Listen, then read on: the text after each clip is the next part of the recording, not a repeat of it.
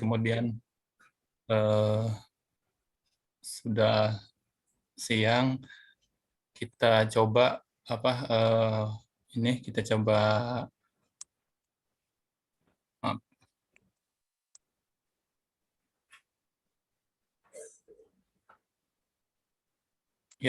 ini kita coba lanjutkan lagi knowledge sharing kita yang ketiga.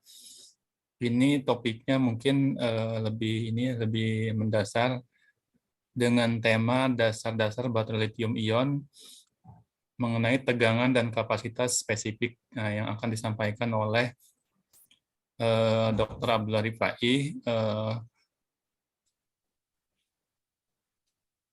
Ya, mungkin selama 30 menit ke depan mungkin Pak Rifai bisa menjelaskan tentang paparannya. Mungkin setelah itu kita lakukan sesi tanya jawab. Bila Bapak Ibu ada yang ditanyakan silakan nanti, atau bisa di kolom chat. Mungkin nanti kita bacakan bersama setelah paparan tersebut. Untuk mempersingkat waktu mungkin silakan Kang Arif untuk memaparkan paparannya. Persilakan. Baik, saya izin share screen.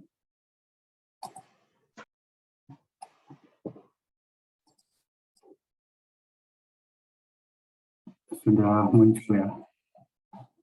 Sudah, Kang. Sudah muncul. Ya, baik. Kita mulai saja. Assalamualaikum warahmatullahi wabarakatuh. Selamat siang, salam sejahtera bagi kita semua. Pada kesempatan ini saya akan memaparkan materi knowledge sharing yang ketiga dengan judul dasar-dasar baterai ion lithium. Lebih spesifiknya lagi kita akan bahas tegangan dan kapasitas spesifik.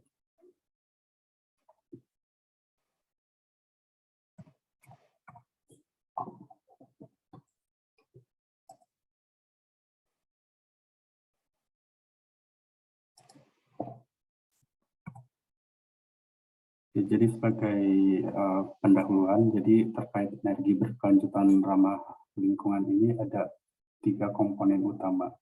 Yang pertama ada energi harvesting, kemudian yang kedua ada penyimpanan energi atau energi storage, dan yang ketiga ada pengelolaan energi atau energy management. Nah, yang energi harvesting ini misalnya photovoltaic cell, terus kemudian ada wind energy, geothermal, kemudian storage, energi storage yang akan kita bahas ini lebih terkait electrochemical cell, yaitu baterai lithium. Kemudian energi manajemen ini bagaimana energi dikelola secara efisien untuk memenuhi kebutuhan masyarakat modern.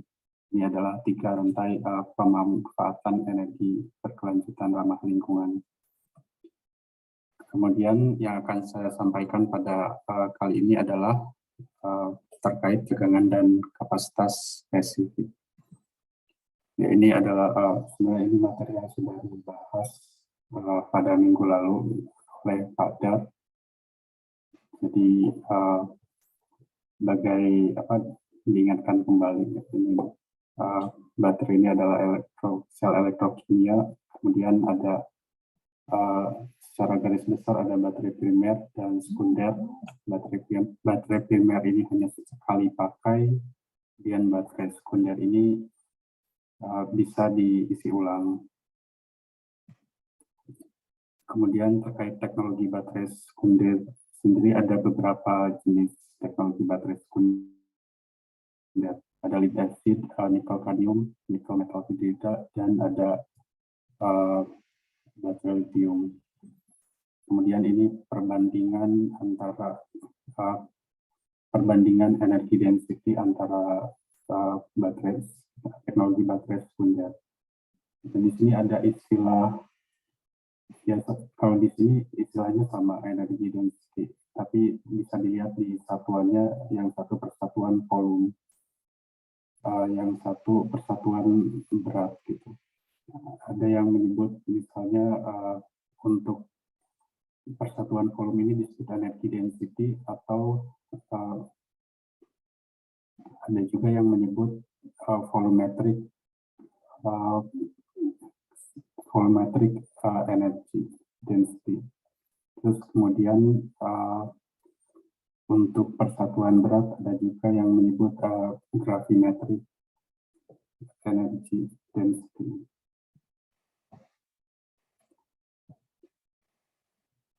Terus kemudian secara spesifik energi dan spesifik power, ini perbandingan teknologi baterai sekunder, bisa dilihat bahwa baterai lithium ini memiliki keunggulan, yaitu memiliki kerapatan energi yang lebih tinggi dibandingkan dengan teknologi baterai sekunder lainnya. Kemudian baterai lithium ini bisa menyimpan muatan dalam waktu yang lama dengan kehilangan muatan atau self-discharge hanya sekitar 5% dalam 1 bulan. Kemudian tidak memiliki memori efek dan bisa melakukan siklus charge-discharge sampai ribuan kali. Nah, ini perkembangan teknologi baterai sekunder. Jadi baterai sekunder sendiri pertama kali dikembangkan sekitar 1892 ya, dengan adanya baterai PBA timbal. Kemudian berikutnya ada nickel iron, nickel kadmium ada mulai tahun 1946. Kemudian ada nikel metal hidrida tahun 1985, dan baterai ion lithium ini mulai muncul produk komersilnya tahun 91. Dan ini sejak adanya baterai lithium ini kita memasuki istilahnya portable age. Kemudian berikutnya mobile age. Nah, kita kali ini akan coba bahas spesifik ke baterai ion lithium. Jadi sebelum masuk ke terkait tegangan dan kapasitas spesifik, kita coba ketahui dulu awal penelitian dan pengembangan baterai lithium. Ya, sebagaimana yang kita ketahui ya, bahwa pada tahun 2019 ini ada 3 proyek Nobel di bidang kimia, dan semua proyek Nobel di bidang kimia ini topik penelitiannya ya terkait baterai lithium. Jadi pada awal tahun 70-an, Dr. Whittingham ini mulai melakukan riset baterai lithium. Ini bisa dilihat di gambar. Dr. Whittingham ini menggunakan anoda lithium metal, kemudian menggunakan katoda titanium disulfide. Elektrolit yang digunakan itu lithium perchloride. Nah, ini dari penelitian ini disimpulkan bahwa lithium ini merupakan anoda yang baik karena bisa melepaskan elektron dengan mudah. Kemudian pada tahun 80-an, Dr. Goodenough ini melakukan penelitian baterai lithium juga, tapi dengan tujuan untuk meningkatkan tegangan sel. Nah, ini ditemukan bahwa dengan mengganti material katoda titanium disulfide dengan cobalt oxide, tegangannya bisa ditingkatkan sampai 4 volt, sekitar 4 volt. Kemudian berikutnya ada Yoshino, Dr. Yoshino. Penelitiannya lebih fokus kepada pengembangan bahan anoda berbasis karbon yang menggantikan lithium murni sebagai anoda pada baterai. Nah, ini ternyata dengan menggunakan grafit ini baterai bisa digunakan secara aman. Jadi baterainya hanya menggunakan ion lithium untuk proses charge-discharge-nya, dan di anodanya tidak menggunakan lithium metal. Nah, ini untuk lini masa pengembangan baterai lithium bisa dilihat bahwa mulai dari awal penelitian dan pengembangan sampai muncul produk komersil yang pertama yaitu pada tahun 1991. Ini perlu waktu 16 tahun. Produk pertama ini mulai diproduksi oleh Sony. Kemudian perlu waktu sekitar 18 tahun sampai muncul produk kendaraan listrik yang menggunakan baterai lithium sebagai power source-nya. Di sini ada beberapa pabrikan, ada Tesla Roadster, ada Chevrolet Volt, dan ada Nissan Leaf yang mulai diproduksi. Kemudian ya sampai tahun 2022 itu berarti sudah 13 tahun, dan tentunya volume produksi kendaraan listrik sudah semakin meningkat.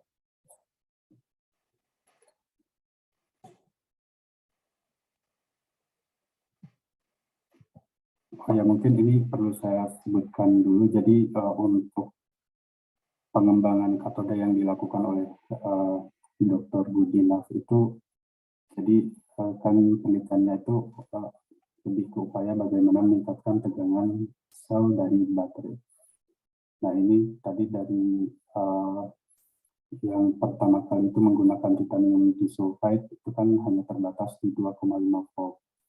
Nah ini Goodenough ini mulai mengembangkan material berbasis layered structure, yaitu lithium metal oxide, kemudian ada spinel structure, dan ada polyanion. Nah, ini dilakukan oleh 3 grup yang dilakukan oleh Goodenough, tapi bekerja sama dengan 3 grup yang berbeda.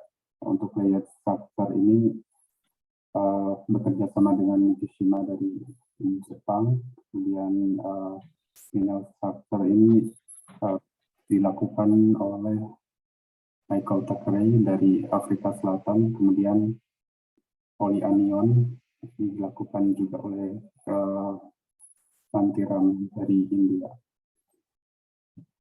Nanti untuk misalnya penjelasan bagaimana dengan menggunakan material ini bisa meningkatkan tegangan, nanti akan dibahas. Kemudian ya minggu lalu sudah disampaikan juga oleh Pak Dar, jadi ya baterai lithium ini terdiri dari komponen anoda, katoda yang dipisahkan oleh separator. Kalau diperbesar lagi bisa dilihat seperti ini susunannya. Jadi di sini di anoda ada material anoda sendiri yang dilapiskan ke current collector, biasanya pakai copper. Kemudian di sisi lainnya ada katoda yang dilapiskan ke current collector aluminium. Dan di sini ada separator, kemudian ada di antaranya ada elektrolit. Nah, jadi baterai lithium ya tentu saja menggunakan ion lithium sebagai komponen utama pada proses elektrokimianya. Dan lithium ini merupakan logam yang paling ringan dengan 3 nomor atom. Di sini bisa dilihat ada valence elektron 1 ini di sel perluarnya. Jadi kalau elektron berpindah nanti akan terbentuk ion lithium.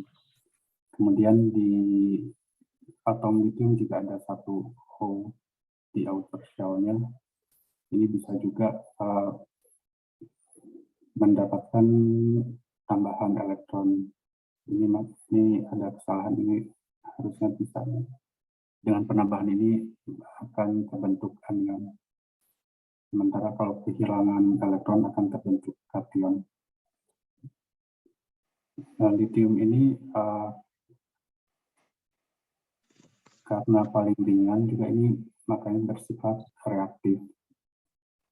Dan sehingga lithium ini memiliki energi lebih per unit berat yang kemudian digunakan sebagai energi. Kemudian untuk cara kerja baterai ion lithium, jadi untuk proses charging lithium ion diekstraksi dari katoda, kemudian melalui separator mengalir ke anoda.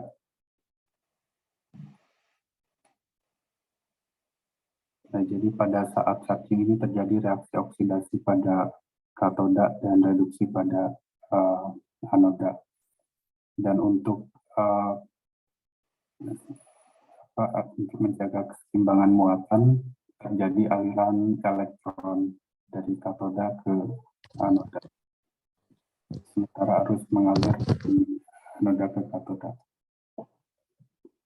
Nah, kemudian untuk proses discharge-nya, lithium dari anoda kembali ke katoda. Dan untuk keseimbangan muatan, elektron mengalir dari anoda ke katoda. Reaksi redox ini selalu disebutkan difusi massa solid state serta ekspansi dan kontraksi volume dari materialnya. Kemudian konsentrasi ion lithium itu dalam elektrolit itu selalu tepat. Kemudian ada beberapa mekanisme penyimpanan ion lithium. Jadi yang pertama ada alloying. Alloying ini biasanya terjadi pada material anoda silikon dan SN, stannum atau timah. Nah, bisa dilihat untuk reaksi alloying ini, yang paling atas ini sebenarnya reaksi conversion. Jadi yang alloying ini yang bawah. Jadi bisa dilihat logam timah bereaksi dengan lithium, jadi membentuk suatu paduan. Lithium ini bisa 4,4 SN. Kemudian mekanisme yang kedua ada conversion, seperti yang terjadi pada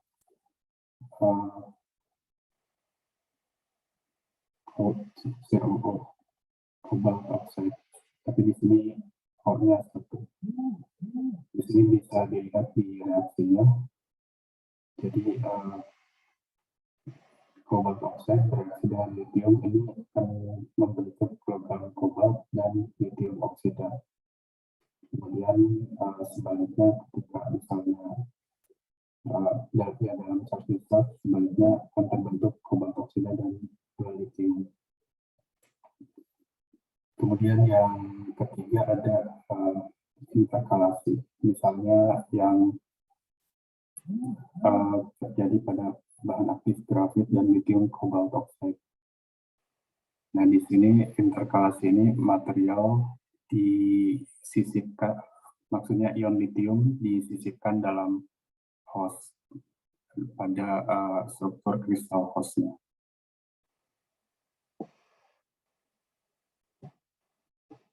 Kemudian dalam prakteknya ada juga misalnya kita bisa memadukan dua mekanisme penyimpanan dalam satu sel, misalnya yang terjadi pada alloying dan conversion. Bisa dilihat misalnya untuk yang sistem kedua. Ini yang pertama ini conversion dari SnO2 menjadi Sn, kemudian lithium menjadi lithium oxide. Kemudian untuk alloyingnya Sn ditambah Li menjadi LiSn, paduan LiSn. Dan biasanya ini tujuan memadukan dua mekanisme penyimpanan ion lithium itu untuk meningkatkan kapasitas.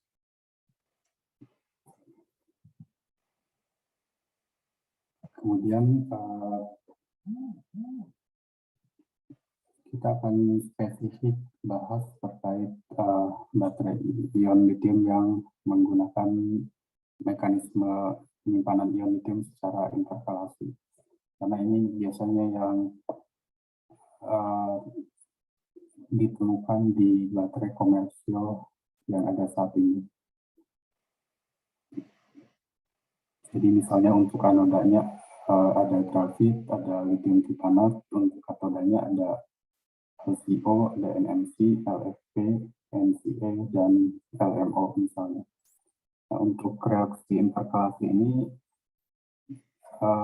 biasanya membutuhkan bahan elektroda sebagai host yang memiliki ruang untuk mengakomodasi ion lithium di strukturnya. Nah, bisa dilihat jadi saat perpindahan ion lithium, saat charge ini, ion lithium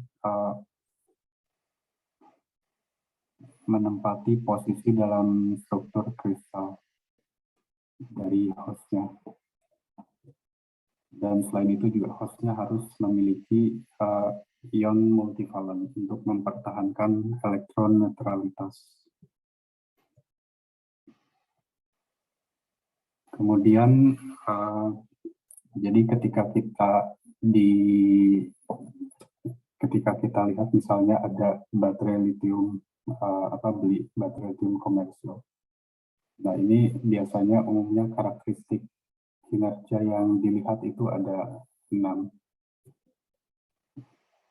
Jadi yang pertama tentu saja ada spesifik energi. Ini kalau misalnya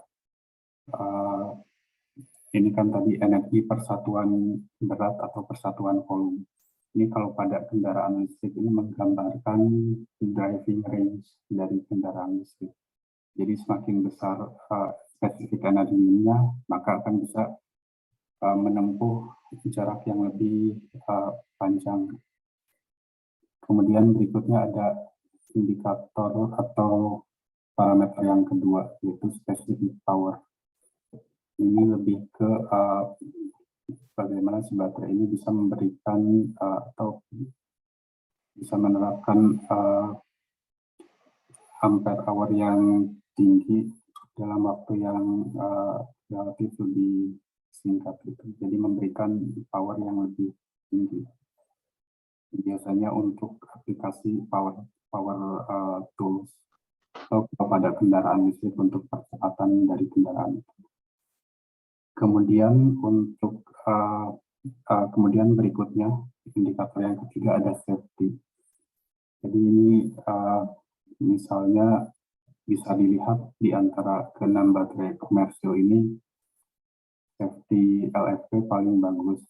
Jadi lebih aman saat pemakaian, tidak berpotensi terhadap misalnya ledakan. Yang berbeda misalnya dengan LCO ini safety-nya paling rendah dibandingkan dengan yang lainnya.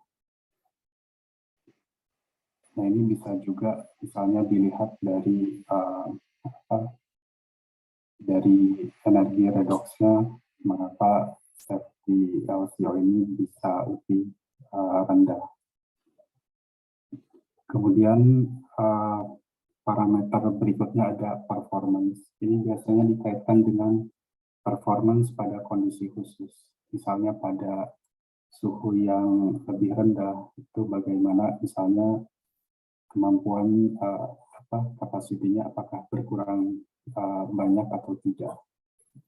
Nah, misalnya kan untuk aplikasi kendaraan listrik di 4 musim, misalnya pada saat musim dingin kan kadang perlu untuk bekerja di suhu rendah. Nah, untuk performa pada suhu rendah ini LTO yang paling bagus.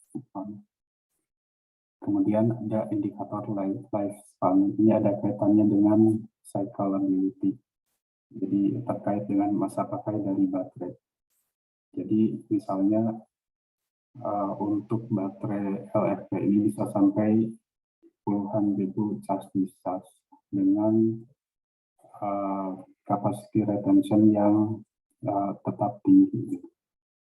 Sementara untuk NMC masa pakainya lebih sedikit, misalnya ribuan kali charge discharge. Jadi setelah ribuan kali, misalnya di atas 5.000 itu capacity retention-nya berkurang. Jadi misalnya di bawah 90%. Kemudian ada indikator atau parameter lain juga yang tidak terkait dengan performa baterai. Tapi ini tentu saja sangat penting ketika sampai ke tahap komersil atau produksi skala besar. Ini jadi cost-nya itu perlu menjadi pertimbangan, baik itu terkait biaya produksi dan juga materialnya. Kemudian lanjut ke kapasitas spesifik dan tegangan. Misalnya di sini ada dua produk baterai, dan di sini ada 3,7, dan biasanya NMC atau LCO ini 3,7. Kemudian di sini ada LFP 3,2. Terus kemudian di sini ada kapasitasnya 3.400 mAh. Nah, NMC lebih tinggi kapasitasnya dibandingkan dengan LFP misalnya. Nah, ini bisa dilihat biasanya untuk baterai lithium dinamai dengan material katodanya. Misalnya LFP, katodanya itu ya LFP juga dan anodanya grafit. Kalau NMC atau LCO ya sama juga anodanya grafit. Kecuali misalnya ada baterai LTO. Nah, itu LTO biasanya anodanya LTO, katodanya grafit. Nah, misalnya untuk LFP ini kan 3,2. Ini bisa dilihat LFP ini tegangannya sekitar 3,4 potensial terhadap lithium plus. Biasanya menggunakan anoda grafit ini tegangannya 0,1. Makanya diperoleh tegangan sekitar 3,2. Dan biasanya rentang tegangan juga kan untuk pemakaiannya itu menggunakan 80% DOD. Ini mungkin akan dijelaskan di materi mungkin yang berikutnya oleh yang lain.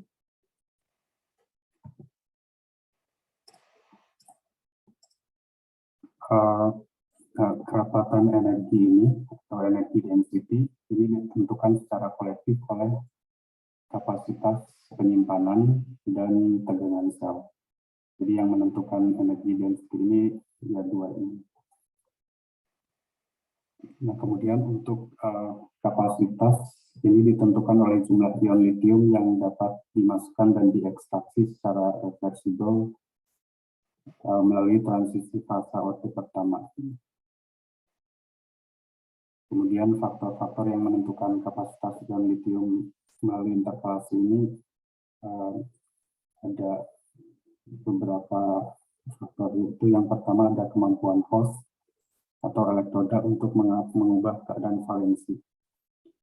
Kemudian ada ruang yang tersedia dalam struktur kristal dari hostnya untuk menampung ion lithium. Dan yang ketiga adalah reversibilitas dari reaksi interkalasi. Kemudian terkait kapasitas spesifik, ini untuk kapasitas teoritis bahan elektroda, ini sesuai dengan jumlah elektron yang reaktif dan berat molar dari material yang digunakan. Nah, ini dinyatakan oleh persamaan ini. C ini adalah kapasitas spesifik, kapasitas teoritis, kemudian dan ini adalah jumlah elektron reaktif per unit rumus kimia. Nah, ini jumlah elektron yang reaktif ini ada relasi juga dengan jumlah ion lithium yang ditampung dalam kisi host dari materialnya.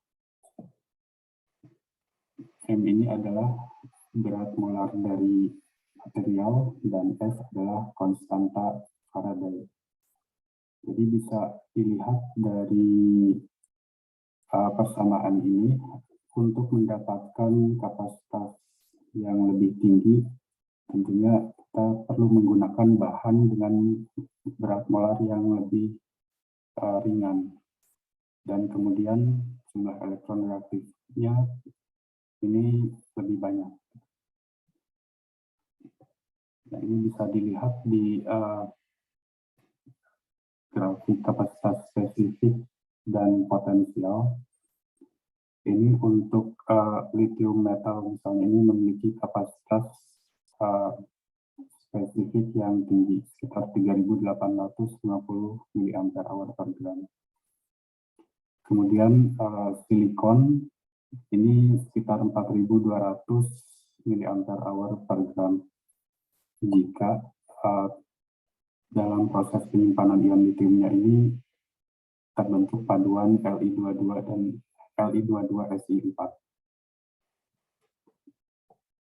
Kemudian katoda LCO ini atau lithium cobalt oxide memiliki kapasitas teoritis 273 mAh per gram.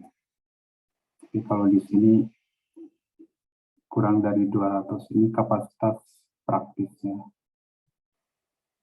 Jadi kalau teoritisnya itu lebih, karena pakai persamaan ini jadi hanya mempertimbangkan jumlah elektron dan zat molar bahan ini jadi tinggi. Nah, kalau pada LCO ini kan satu ion litium dimasukkan ke dalam host. Kemudian kalau pada vanadium oxide ini 3 ion litium dimasukkan ke dalam host sehingga kapasitasnya bisa lebih tinggi. Kemudian seperti tadi yang sudah disebutkan, jadi pada prakteknya kapasitas yang terukur itu lebih rendah dari kapasitas teoritis. Misalnya kalau pada lithium cobalt oxide, ini kapasitasnya hanya sekitar 140. Yang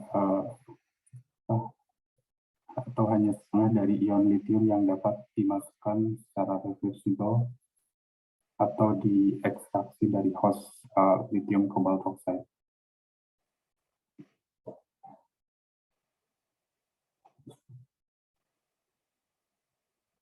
Nah, ini juga ada kaitannya dengan penggunaan rentang tegangan dalam penggunaan baterai.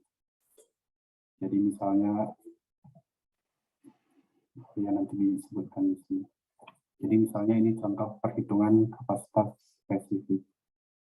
Nah, misalnya ini kan rumusnya tadi ya sama. Jadi sebagai contoh LFP, ini ada satu ion litium yang dimasukkan atau keluar masuk dari host. Kemudian berat molekul dari LFP ini sekitar 157,7 gram per mol. Kemudian M-nya 1 konstanta Faraday sehingga diperoleh kapasitas teoritisnya 170 mAh per gram. Kemudian untuk kapasitas spesifik praktisnya, ini bisa dihitung dari kurva tegangan waktu dari uji siklus galvanostatik. Jadi rumusnya kapasitas praktikal, ini rapat arus dalam ampere per satuan luas, dikali luas, dikali T cut-off. T cut-off ini adalah waktu untuk mencapai potensial cut-off dalam detik. Dibagi 3.600 kali molecular weight. Nah, misalnya untuk NMC. Kalau dihitung berdasarkan rumus sebelumnya, ini nanti diperoleh kapasitas teoritis sekitar 277,8 mAh per gram. Nah, untuk kapasitas praktisnya, jadi tergantung juga pada laju siret yang digunakan dan juga rentang tegangan. Misalnya pada siret C430, rentang tegangannya dari 2,5 sampai 4,3 volt. NMC ini hanya menghasilkan kapasitas praktis sekitar 165 mAh per gram. Nah, kemudian untuk tegangan sel ini ditentukan oleh kompatibilitas seluruh sistem, termasuk anoda, katoda, dan elektrolit. Nah, ini tegangan sel ini merupakan perbedaan potensial kimia dari anoda dan katoda. Nah, ini disebut dengan tegangan kerja atau open circuit voltage atau tegangan rangkaian terbuka. Nah, ini selama proses charge discharge, ini reaksinya seperti ini. Ini dikaitkan dengan energi bebas Gibbs untuk reaksi charge discharge. Nanti diperoleh persamaan seperti ini dari persamaan yang pertama dan ketiga.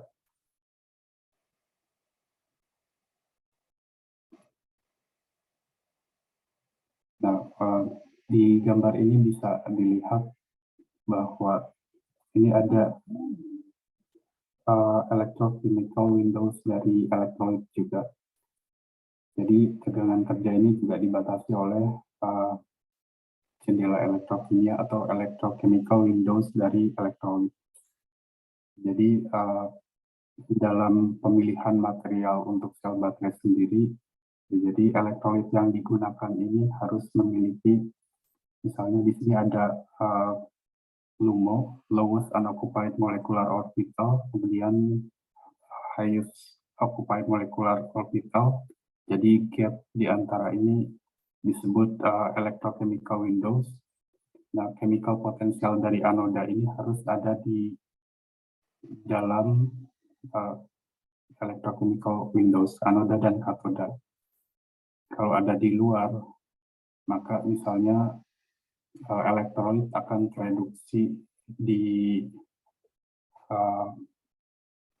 permukaan antara anoda dan elektrolit, akan terbentuk sehingga terbentuk solid electrolyte interface. Nah, kalau misalnya chemical potential dari katoda ada di luar atau ada di bawah dari HOMO ini, maka akan terbentuk SEI, hasil dari elektrolit yang teroksidasi di antarmuka katoda elektrolit.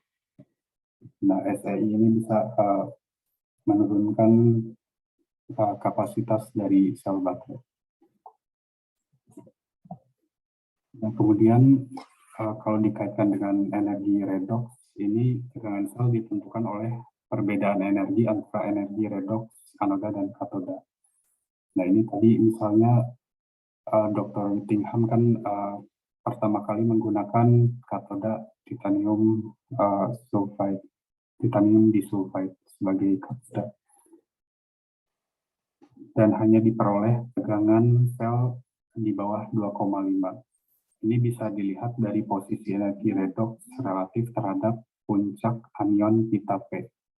Ini bisa dilihat untuk pita P dari anion S2- ini kan ada di lebih atas. Nah, kemudian bagaimana Dr. Goodenough ini bisa meningkatkan tegangan sel, yaitu dengan memanfaatkan mengetahui bahwa posisi energi redox untuk pita P ini puncaknya ada di bawah, lebih rendah dari sulfide. Nah, sehingga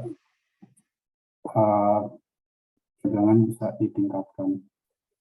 Jadi katoda ini memerlukan stabilisasi oxidation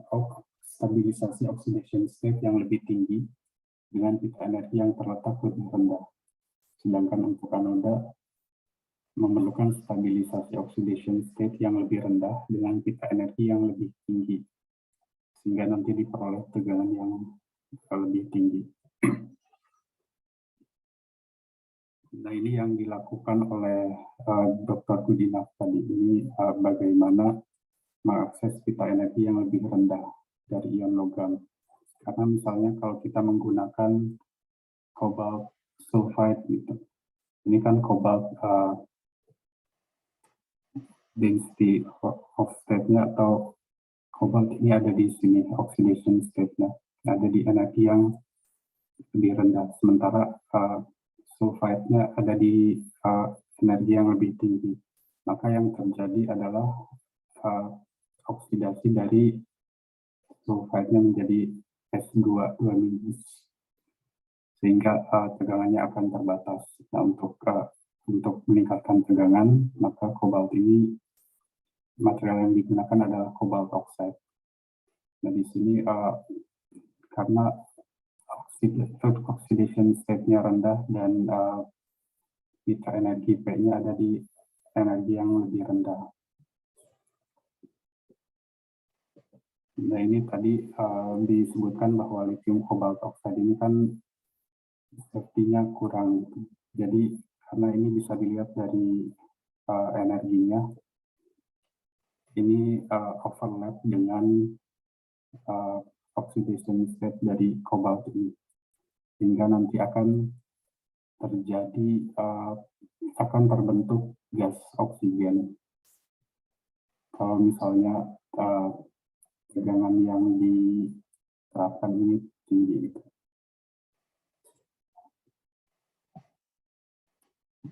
Nah, kemudian pengaruh counter kation terhadap energi redox. Nah, misalnya kan ini kita pakai Fe2 2+3+. Cuman di sini kita menggunakan struktur senyawa polianion dipasangkan dengan misalnya molybdenum oxide dan SO4 misalnya. Nah, di sini oktahedra dari FeO6 ini berbagi corner atau berbagi sudut dengan tetrahedra dari SO4. Ini memberikan hubungan 3 dimensi OFE-OX dan seterusnya. Nah, akibat adanya ikatan kovalen XO ini, misalnya molybdenum oxide dan tungsten oxide, ini nanti akan melemahkan kovalensi dari ikatan FeO.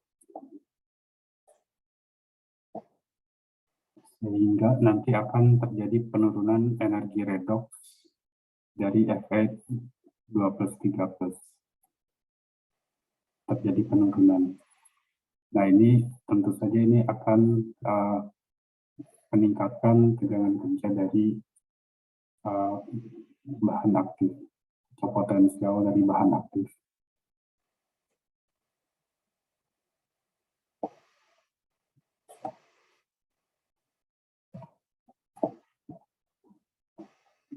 Nah, kemudian untuk pemilihan unsur,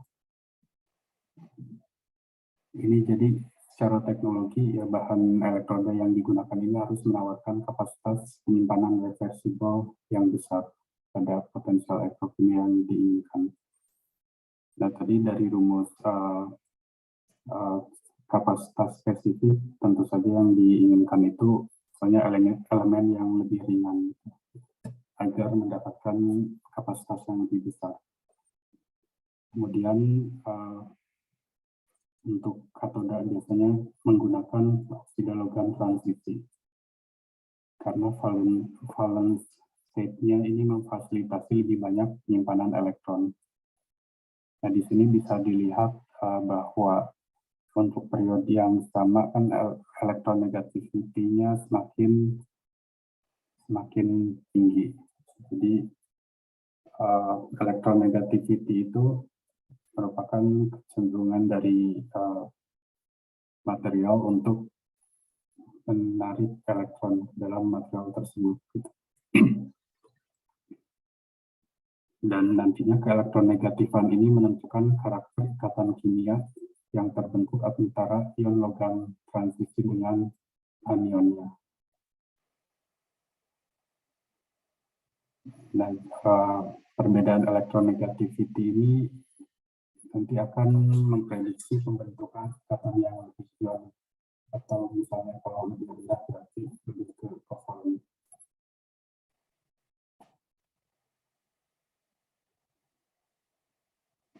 Nah, kemudian untuk material ionik ini kan biasanya memiliki struktur yang lebih padat dibandingkan dengan material yang memiliki ikatan kovalen. Nah, kepadatan struktur ini mempengaruhi stabilitas kristal dan juga energi spesifik dari ion lithium, nantinya berkaitan dengan potensial dari elektrokimia bahan.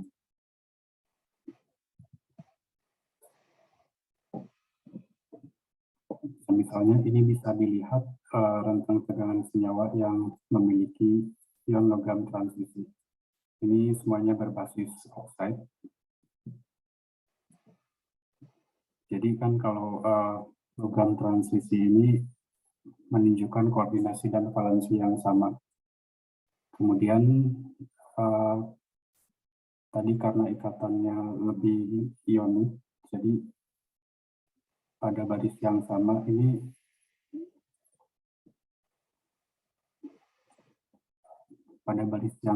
akan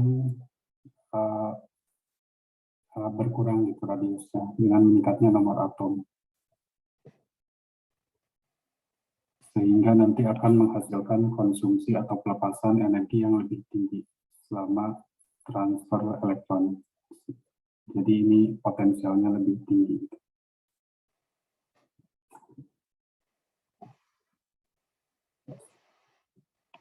Oh ya, di sini bisa dilihat bahwa ya, semakin tinggi nomor atomnya kan jumlah elektron dalam orbital D-nya itu semakin banyak.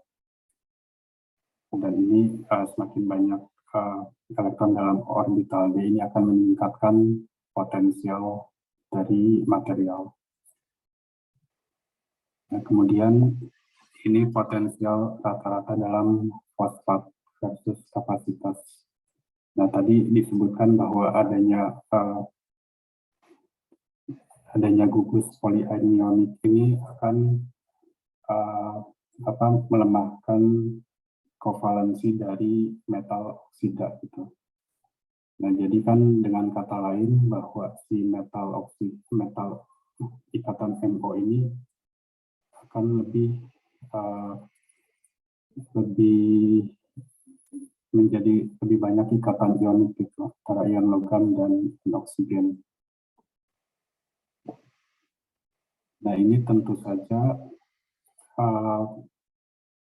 peningkatan karakter ionik ini akan mengurangi pemisahan antara orbital ikatan dan anti ikatan, sehingga nanti akan menyebabkan penurunan orbital 3D dan 3D, sehingga nanti akan meningkatkan potensial elektrokimianya.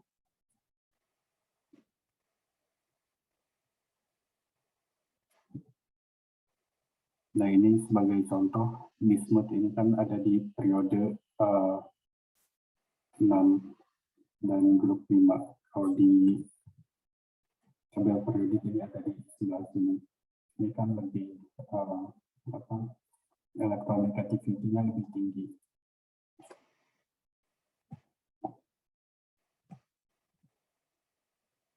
Nah, sehingga bisa dilihat bismut ini memiliki tegangan yang tinggi di atas 5. Kalau misalnya dalam bentuk fosfat.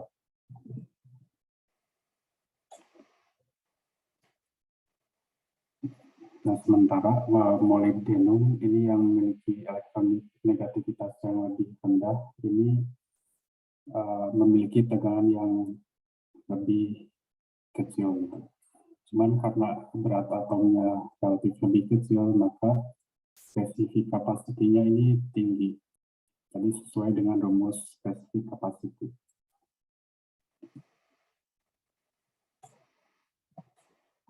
Nah, kemudian ini adalah potensial rata-rata terhadap keelektronegatifan gugus polianionik. Nah, ini dari SiO4 4- sampai ke SO42 ini elektronegativity-nya meningkat. Dan ini bisa dilihat di sini potensialnya juga meningkat seiring dengan meningkatnya elektronegativity dari gugus polianionik. Nah, jadi sebenarnya selain yang sudah disampaikan, ada juga misalnya pengaruh struktur terhadap potensial dari material aktif. Gitu. Nah, ini nanti bisa bahas lebih lanjut, dipelajari lebih lanjut di beberapa reference yang saya pakai. Jadi apa yang saya sampaikan ini sebenarnya masih nutshell gitu. Terus sebenarnya kalau mau mempelajari lebih detail ini banyak hal yang harus dipelajari. Jadi sekian presentasi dari saya. Terima kasih atas perhatiannya.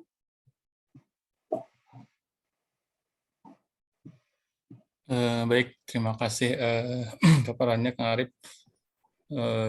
Cukup komprehensif.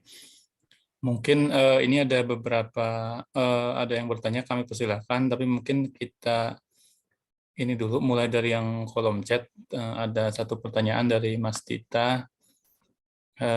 Saya coba ini pecahkan.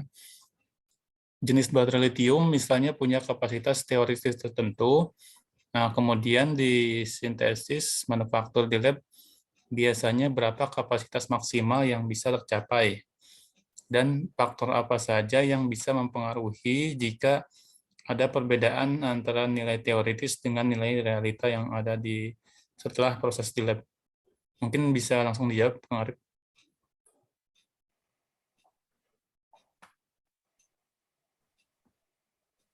Jadi memang yang pertama perlu dipastikan dulu misalnya bahan yang kita hasilkan apakah pure misalnya material aktif murni atau ada pengotornya. Jadi kan tentunya nanti akan kalau ada pengotornya nanti akan mengurangi kapasitas dari material aktif itu.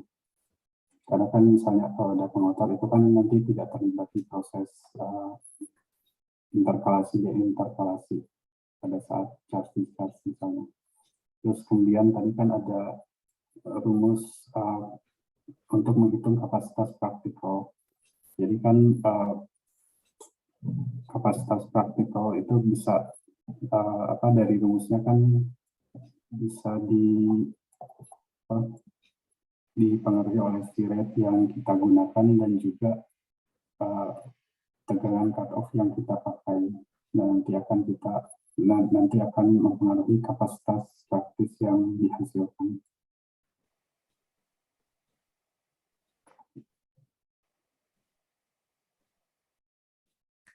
Ya, sudah bisa ini, Mas Tita. Mas Tita monitor. Ya, monitor Mas Diki. Terima kasih Mas Arif. Ya, cukup. Makasih ya. Ya, saya persilakan mungkin Bapak Ibu yang lain apabila ada yang ditanyakan. Mungkin ini juga adik-adik mahasiswa yang ini mungkin cukup teoritis nih, mungkin bisa ada pertanyaan terkait tadi, paparan tadi, persilakan. Oh, Pak Sudaryanto dulu, silakan Pak Dal. Nambahkan pertanyaan Mas Dita tadi ya, sedikit. Pak Kang Arif, mungkin nggak kapasitas praktikal itu melebihi teoritis ya? Karena pernah lihat di paper itu kok nilai praktikalnya lebih tinggi dari teoritis, itu mungkin nggak ya? Terima kasih. Kalau melihat dari rumusnya kan berarti tidak mungkin ya, kecuali kalau memang misalnya ada komponen yang tidak dimasukkan ke dalam persamaan. Misalnya biasanya sih untuk kasus seperti itu saya lihat materialnya berupa komposit. Misalnya LFP misalnya dikompositkan dengan grafin atau jenis coating yang lain gitu, dan itu tidak memperhitungkan bahwa di material yang selain LFP itu terjadi juga penyimpanan ion lithium gitu. Dan itu tentu saja kan misalnya di perhitungan tidak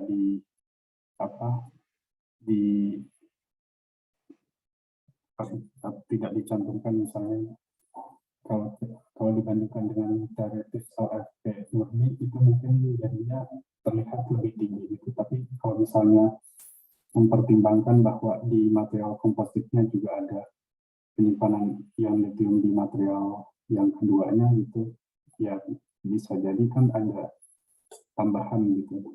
Jadinya ya tetap lebih rendah dari teoritis yang seharusnya gitu.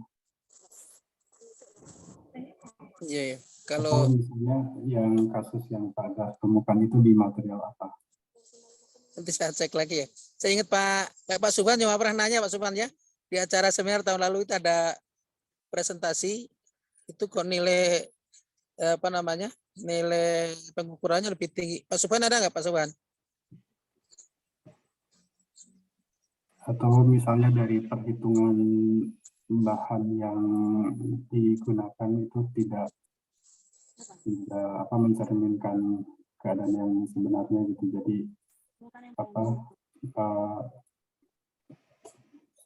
semacam over calculated gitu. Iya. Coba nanti saya cek lagi. Tapi sebenarnya namanya teoritis, secara teori tidak mungkin lebih besar dari teoritis ya kalau ngitungnya benar ya, nimbangnya benar ya. Iya. Karena Mungkin memang something wrong. disinggung juga di paper review gitu bahwa misalnya ada yang melaporkan bahwa misalnya dengan modifikasi seperti ini akan meningkatkan kapasitas lebih dari kapasitas teoritis, dan itu sudah disanggah di paper review itu bahwa yang terjadi itu tidak demikian. Misalnya tadi ada kontribusi dari material kompositnya gitu yang ternyata bisa sebagai host untuk ion lithium. Oke, ya, paham. Ya, makasih Kang. Ya. Mas Dik, mohon izin nanya nyambung lagi. Ya, nyambung silakan. Ya. Ya. Mungkin Kang Arif atau mungkin Pak Daryanto kira-kira pernah melakukan sintesis gitu ya. Kan tadi baterai lithium misalnya punya kapasitas teoritis beberapa miliampere hour per gram ya.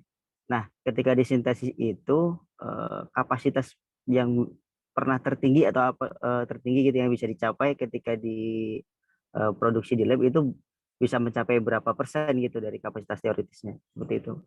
Mungkin Pak Daryanto atau Pak Kang Ari bisa pernah melakukan sintesis baterai. Terima kasih.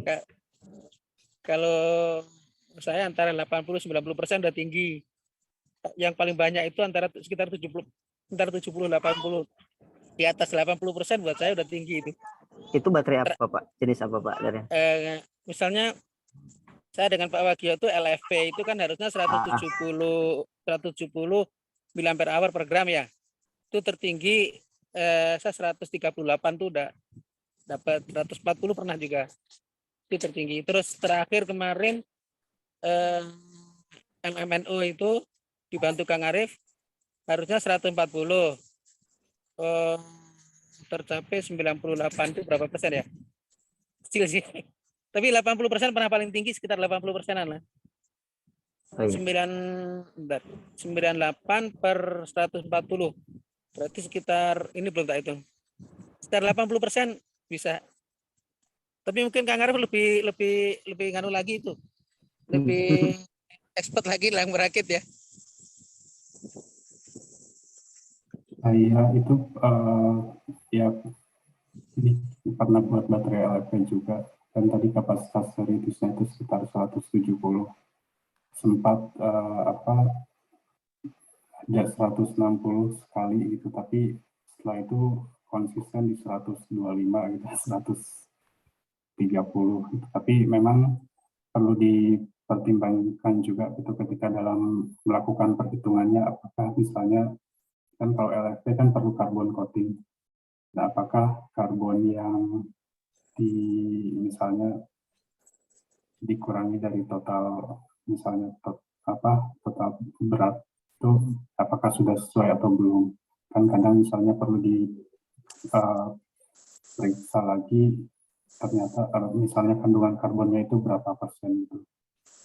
Nanti kalau salah masukkan data itu bisa jadi melebihi dari nilai yang sebenarnya gitu. Bisa saja yang 160 itu ternyata masih salah gitu. Seharusnya sekitar 140 atau 150 untuk perhitungannya benar. Itu kemarin ya sebelumnya juga pernah melakukan sintesis LFP dengan hidrotermal. Ini dilakukan mahasiswa juga. Ini kapasitasnya sekitar 150-an, 153. Ini metode sintesisnya hidrotermal. Kalau hidrotermal kan biasanya menghasilkan ukuran partikel yang lebih lebih kecil. Dan di paper yang saya tuliskan di reference presentasi tadi juga ukuran partikel juga berpengaruh ke kapasitas dan juga ke tegangan partikelnya. Misalnya kalau untuk LFP kan karena jalur difusinya itu one dimensional, jadi supaya difusi ion litiumnya itu lebih cepat, jadi di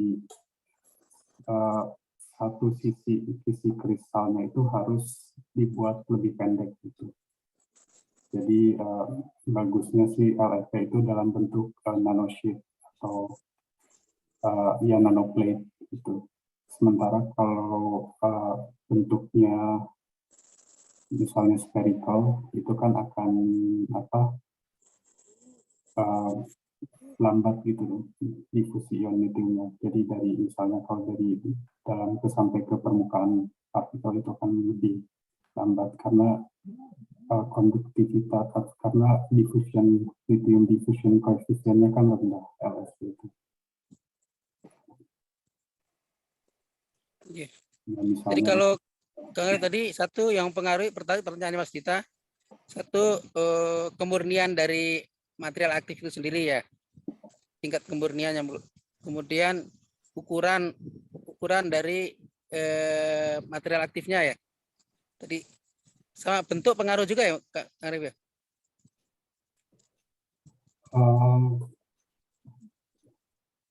Morfologinya ya berpengaruh juga. Morfologi misalnya ya. Kalau untuk LFP itu yang disintesis dengan hidrotermal kan bisa ada yang terbentuk nanorod, ada yang terbentuk nanoplate. Iya. Ada yang nanoplate ini yang lebih bagus. Mungkin perlu nanti kalau ada kesempatan kita review kali ya. Karena status itu tadi pertanyaan itu yang banyak itu yang realistis itu praktikal capacity itu berapa persennya, teoritis itu mungkin juga kita lihat sama apa saja yang pengaruh, mungkin itu mempelajari itu juga penting juga kali ya di memo lah kali tidak seperti itu untuk benchmark kita ya. Iya betul Badar. Penting sekali Pak itu Pak, supaya tidak mengulangi kesalahan yang sama gitu. Ya bisa dibahas lebih lanjut oleh pemateri berikutnya. Iya. Saya kadang ya mentargetkan berapa sih, ini jadi pertanyaan juga, tapi saya selalu menjadi benchmark saya sekitar kalau tercapai 80% itu udah bagus gitu. Tapi nggak tahu pertanyaan bagus Mas Dita tadi, nganunya kewajarannya berapa sih gitu. Oh iya. Iya. Ya, makanya saya belum. Ya terima kasih Mas Pak Dar, ya makasih Pak Mas Arif, Kang Arif ya. Ya kita makasih Mas Dita ya. Ya sama-sama Pak. Ya, kalau di reference itu untuk LFP kan teoritisnya 170 volt. Kalau di paper yang bisa paper yang Q1 itu rata-rata ya sekitar 160-an. Untuk LFP ya? Iya, 160 atau ada yang sampai 165 gitu. Sampai 90% lebih ya? Iya. Oke, nanti kita cek anunya. Iya. Ya, cukup mungkin ya Mas untuk ini. Ada pertanyaan lain, Pak Ibu? Mungkin saya boleh nanya Kang Arif, ini masalah tadi kan ada di ini tentang charging and discharging ya, jadi yang reaksi reduksi dan oksidasi. Nah, ini berhubungan dengan apa? Mungkin lifetime dari baterai lithium itu sendiri. Mungkin kan pada proses charge dan discharge itu akan mungkin aktualnya kan ada penurunan itu ya, penurunan performa gitu di situ ya. Mungkin tadinya tidak lagi performanya 100% gitu. Mungkin secara fenomena di pada proses itu mungkin bisa dijelaskan apa yang terjadi pada fenomena penurunan performa tersebut pada saat charging dan discharging. Mungkin itu, Kang Arif. Terima Jadi kasih. itu tergantung dari material yang digunakan, karena kan masing-masing material itu ada kelebihan dan kekurangannya. Misalnya di contoh kasus NMC yang Pak Dik dikerjakan juga dengan tim PTM. Jadi NMC ini kan biasanya untuk nickel rich misalnya, semakin tinggi kandungan nikelnya itu biasanya akan semakin capacity retention-nya akan semakin rendah. Nah ini kan tujuan dari ditambahkannya nikel ini untuk meningkatkan kapasitas. Tapi setelah sekian ratus siklus biasanya akan capacity retention-nya akan turun. Nah ini karena selama proses charge discharge ini kan ada semacam ekspansi volume dan kontraksi volume. Jadi volumenya ya istilahnya membesar mengecil gitu ketika ada ion lithium atau lithium ionnya keluar. Nah ini akan menyebabkan internal stress itu di partikel NMC-nya. Nah internal stress ini akan semakin banyak siklus charge discharge-nya, ini akan menyebabkan adanya microcrack itu dari dalam partikel.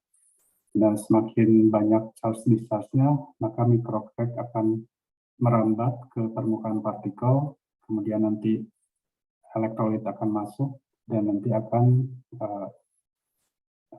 bersifat mendegradasi dari partikel NMC-nya, sehingga nanti akan terjadi penurunan kapasitas, kemudian akan terbentuk misalnya gas yang lebih banyak, sehingga ya setelah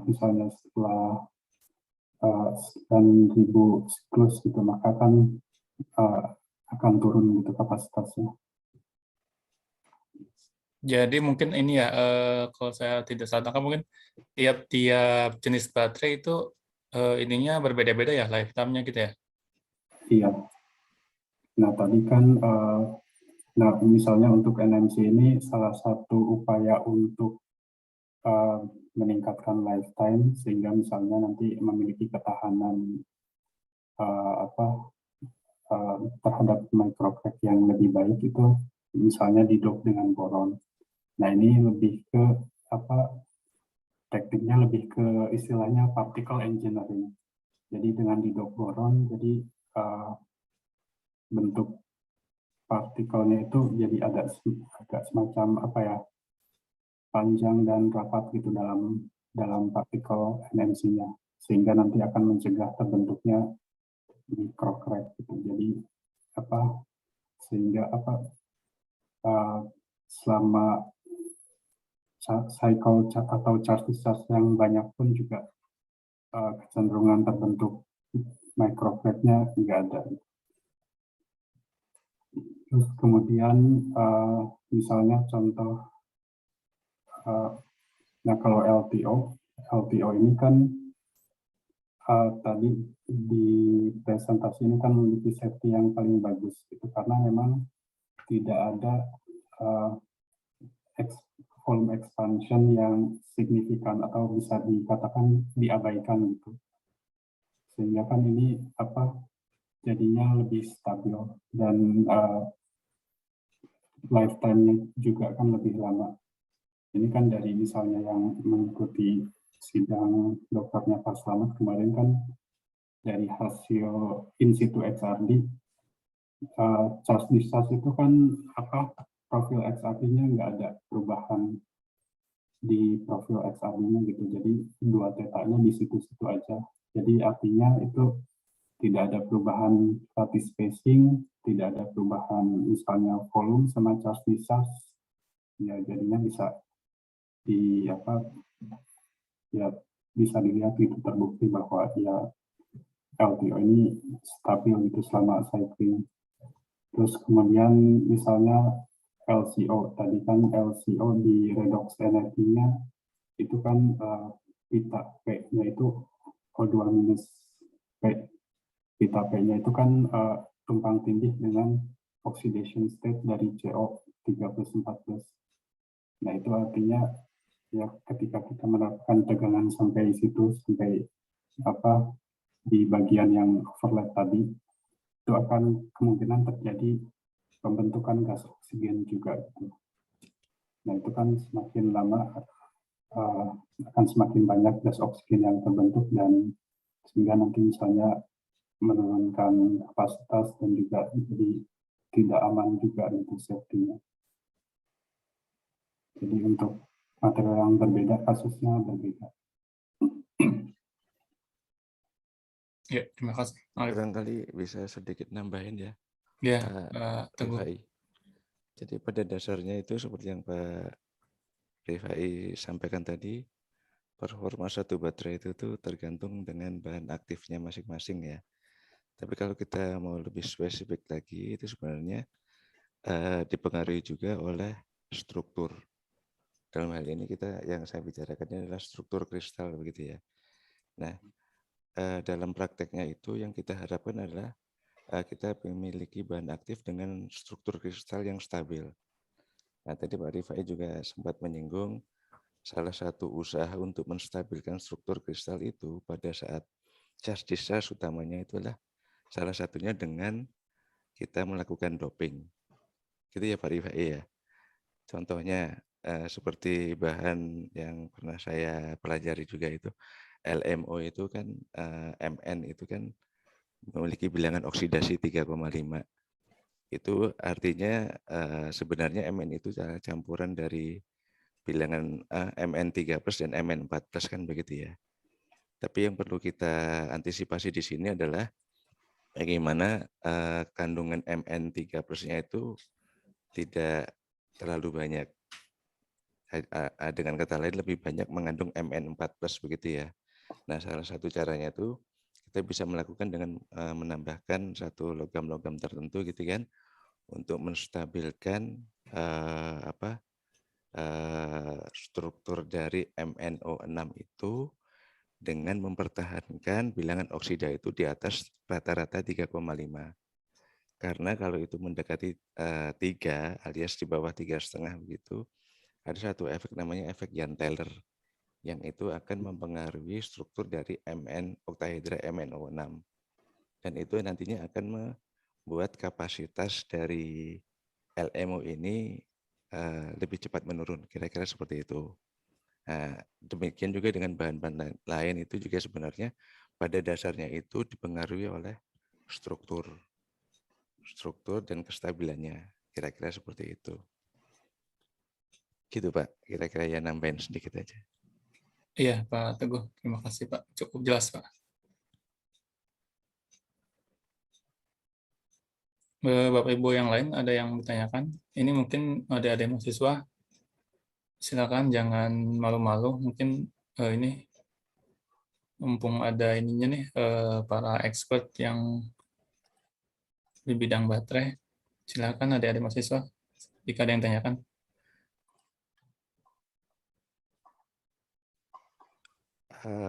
Saya boleh nambahin sedikit tadi yang terkait dengan apa disampaikan Mas Dita dan pembahasan sebelumnya begitu ya. Barangkali saya melihatnya dari sisi ini standar gitu ya, standar kita membuat satu baterai begitu ya. Kalau teoritisnya kita tahu sekian, barangkali kita jadikan standar aja. Kalau itu di bawah 90 artinya kita anggap itu dalam tanda kutip gagal gitu ya. Kalau itu 90%, syukur-syukur mendekati 100% sesuai dengan teoritis, itu berarti benar. Karena satu hal ini yang saya rasakan perbedaan ya, pada saat saya membuat baterai kata di luar negeri begitu, dengan di lab kita sendiri, dengan segala macam kendala itu tuh beda hasilnya gitu ya. Terutama juga teknik kita membuat baterai, merangkai komponen-komponennya, dan juga ininya peralatannya, perlengkapannya begitu ya. Nah, contohnya begini, kadang kita timbangan kita itu tuh nggak akurat. Kemudian pada saat kita merangkai di dalam glove box, kadang kita lupa, kita nggak boleh pakai apa sih? Tweezer itu apa ya? Cepit yang buat jepit itu tuh nggak boleh pakai yang logam. Kita pakai yang logam, harusnya pakai yang plastik. Tapi kita pakai yang logam, kadang-kadang kita nggak sadar tuh bikin short apa segala macam gitu ya. Jadi kalau menurut saya ini, kalau saya melihatnya dari sudut pandang ini aja, dari standar aja ya. Kalau misalnya itu di bawah 90% atau mungkin malah di bawah 95%, ya kita anggap itu kurang bagus baterai kita, atau kita bisa bilang gagal gitu ya. Itu barangkali untuk kedepannya seperti itu kira-kira. Terima kasih Pak. Iya Pak, jadi mungkin bukan 80% ya, 90% ya Pak yang kita anggap ini ya. Ya betul Pak. Ya. Ya, mungkin tadi yang seperti tadi kondisi-kondisi yang menyebabkan itu ada di bawah ini mungkin tadi ya seperti apa? Mungkin nantinya ada ini kan sangat krusial Pak, ke dalam manufaktur mungkin ya. Betul Mungkin sekali Pak. ini harus ada ini nih apa semacam coaching klinik gitu ya supaya ini nanti ke depannya teman-teman ini bisa ini pada saat manufakturnya sudah sesuai gitu, Betul. standar gitu ya. Betul. Mungkin untuk ini ya, untuk kedepannya mungkin ada sesi seperti ini mungkin untuk knowledge sharing berikutnya. Terima kasih Pak Teguh. Sama-sama. Ada lagi Bapak Ibu yang lain? Kang Dipik, boleh Ya, nanya? Mangga Pak. Ya. Kang Arif, kalau tidak salah tadi di depan disebutkan bahwa di dalam lithium-ion baterai itu ada yang prinsip natural elektrokimis dan yang satu lagi dengan prinsip yang masuk itu ya ke dalam ion-ionnya masuk dipaksa ke dalam strukturnya gitu Pak, nyelip-nyelip gitu Pak. Apakah untuk pembuatan material yang tipe kedua itu kan artinya tidak ada redoks ya Pak di situ Pak, tidak ada reaksi antara elektrolit dengan elektrodanya Pak. Nah, terus pembuatan materialnya itu kan mungkin bisa aja berupa layer-layer atau gimana itu, apakah berupa layer-layernya, bukan layernya, dari itu rongga-rongganya itu apakah berupa struktur yang mikro, misalkan dari struktur atomnya, dari apakah ada kubik, tetragonal, atau juga secara makro Pak, seperti dibikin komposit kayak itu Pak. Dan di dunia lithium ion baterai itu yang struktur yang mana yang paling banyak dipakai Pak? Yang elektrokimia atau yang yang itu, yang diselip-selip itu Pak? Maksudnya ini ya Pak, mekanisme penyimpanan ion Ya, lithium? yang satunya menyimpan itu tuh. Alloying, conversion, dan interkalasi. Ya, interkalasi ya itu yang interkalasi ya bahasanya tuh. Yang umum di baterai komersial kan itu semua interkalasi ya Pak. Dan kalau untuk alloying itu salah satu contohnya silikon anode. Tadi kan kalau silikon anode itu alloying, jadi silikon tambah lithium, jadi misalnya lithium 22 Si4. Nah itu kan jadi semacam senyawa baru istilahnya, membentuk paduan. Nah itu kan salah satu kelemahannya mengapa ini belum sampai komersil, karena terjadi volume expansion yang sangat besar. Misalnya untuk silikon anode itu kan sampai 400% gitu. Nah ini kan nggak bagus untuk safety itu. Dan ada papernya misalnya kalau mau belajar lebih mempelajari lebih lanjut tentang mekanisme charge discharge pada silikon anode. Jadi kalau silikon ini misalnya kalau dibuatin film atau dibuat partikel kan ketika misalnya reaksi dengan lithium nanti kan ukuran partikelnya lebih besar gitu, dan misalnya kalau filmnya jadi lebih tebal. Nah itu ketika litiumnya keluar, nah nanti si thin filmnya itu jadi semacam rusak gitu, jadi pecah. Partikelnya juga misalnya jadi pecah gitu, bentuknya pecah. Dan kalau jadi kan kalau di charge itu kan ya cyclability-nya nggak bagus kalau seperti itu, dan volume expansion-nya juga expansion contraction kan jadi signifikan itu, dan nggak bagus untuk safety. Makanya kalau untuk silikon ini ada yang dibuat dalam bentuk nanowire. Nah ini untuk mempelajari ini juga volume expansion-nya. Jadi sampai sekarang secara praktikal yang belum bisa digunakan untuk atau bahkan diproduksi secara komersial karena itu tadi gitu masalah volume expansion yang tingginya itu, meskipun kapasitasnya kan tadi sangat besar sampai 4.200 mAh per gram.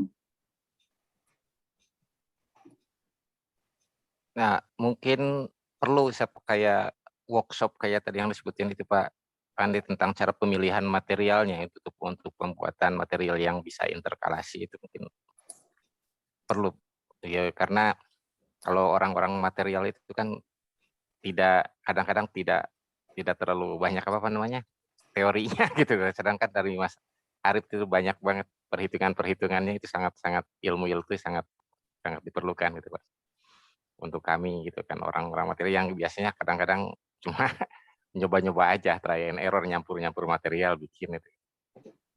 Kang Jody, Ya. kalau terkait pemilihan material itu, terutama material aktif, itu sebenarnya kan tergantung kita pengen bikin baterai untuk apa kan.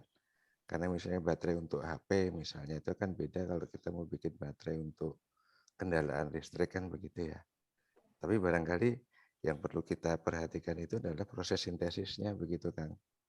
Jadi ketelitiannya, kebersihannya, kemudian nanti merembet ke cara kita menyiapkan komponennya, kemudian merangkainya, gitu ya, sampai ke situ. Tapi kalau pemilihan material sih saya pikir sih tergantung kita mau bikin baterainya itu buat apa gitu ya, gitu kira-kira.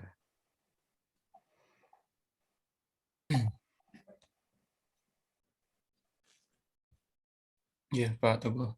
Ya. Terima kasih. Ada lagi Bapak Ibu yang bisa kita diskusikan?